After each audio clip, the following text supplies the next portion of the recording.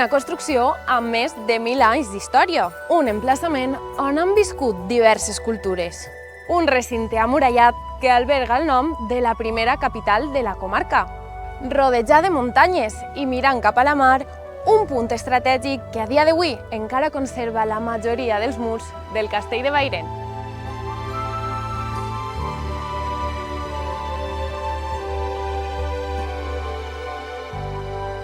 Estem en el jaciment de Bairén, un dels llocs amb més història de la ciutat de Gandia, un lloc en el qual va haver un poblat de l'edat del bronze, després va haver un poblat en època ibera, després els romans ho van convertir en un castellum, en un castell, una fortificació. Més tard van vindre els andalusins i van convertir en el castell que avui en dia tots coneixem, i Jaume I, quan el va conquerir, també el va aprofitar com a castell i lloc d'instal·lació d'una guarnició militar. Diverses cultures han viscut en esta muntanyeta de Bairén. Sí, la veritat és que és un emplaçament únic perquè aquesta muntanyeta es troba en el límit just entre la zona geològica i la formació de marjals que caracteritza la nostra costa. Hem de pensar que fa 1.000 anys, per exemple, quan es va construir l'Alcassaba andalusina, tot el que avui en dia són horts de tarongers, de la marjal, en realitat seria una marjal molt més aquosa, molt pareguda al que és avui en dia l'Albufera de València.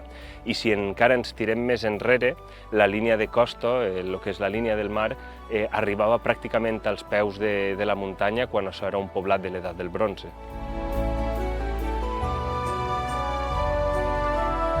Per tant, una construcció prop de recursos naturals que afavorien el poblament humà. Sí, tant recursos que afavorien la vida de les persones que s'instal·laven ací, com estratègicament era un lloc molt important, perquè, clar, l'única via de comunicació entre la zona de València i la zona de Dénia, al sud d'esta muntanya, transitava pels peus d'esta muntanya, just encaixonada entre els crestalls de la muntanya i la marjal o la línia de costa anteriorment. Aleshores, per a passar en direcció cap al sud, s'havia de passar molt arrimat al castell. Per això este punt era tan important per a controlar que ningú poguera accedir al territori de Dénia. De fet, hi ha una batalla, la batalla de Bairén, que relata precisament aquesta proximitat de l'aigua a la muntanyeta. Sí, és la història de Rodrigo Díaz de Vivar, la història del Cid, la que ens conta com en 1097 una xicoteta host dirigida per el Cid, que tornava del castell de Benicadell, es va topar ací a l'altura de Bairén amb les tropes almoràvits que s'havien instal·lat ací, i el Cid va haver d'obrir una escletxa dins d'aquestes tropes per a poder escapar en direcció cap a València. Es van enfrontar probablement als peus del castell o prop de la marjal, en aquest espai tan reduït del qual hem parlat, i que li va permetre als almoràvits situar un front per a que no poguera passar i fins i tot atacar-lo des dels vaixells que podia tindre en la costa.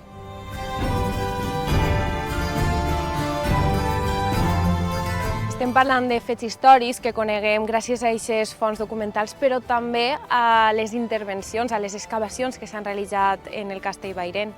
Sí, des de l'any 2020 estem dirigint una sèrie d'intervencions dins del castell per a poder conèixer millor com era per dins, com s'estructurava, com s'organitzaven els espais de l'Alcassaba de Bairén. En els seus 3 recintes i en la part interior hem pogut descobrir, per exemple, els llocs on vivien, les seues habitacions, la seva letrina, on pixaven i feien totes les seues necessitats, i així estava canalitzada en un forat en la muralla per a que tot eixira fora del castell i no es quedara dins. Eren gent higiènicament molt avançada en aquest aspecte. Hem trobat els magatzems, la zona en la qual guardaven tots els aliments, tots els líquids també que necessitaven per a sobreviure.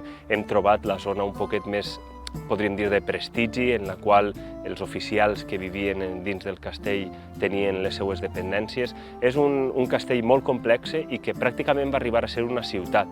En els últims moments, just abans de la conquesta de Jaume I, Bairén va pràcticament arribar a ser una medina, una ciutat. El que passa és que el temps se li va girar en contra i no va poder arribar a consolidar-se com a tal.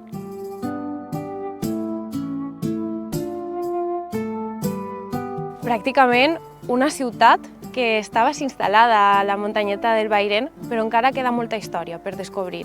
Sí, la veritat és que és un lloc que encara té molta història per contar. Bairén va ser la primera capital de la nostra comarca, tal com la coneixem, la capital d'un territori que abastava aproximadament el que després seria l'Horta de Gandia i avui en dia la comarca de la Safor, i nosaltres pensem que és un lloc que tota la gent hauria de conèixer i hauria de valorar, i per això hem preparat un programa de visites i tots els caps de setmana intentem obrir les portes perquè la gent vinga, conega el seu patrimoni i conega també l'important llegat islàmic que tenim a la nostra terra.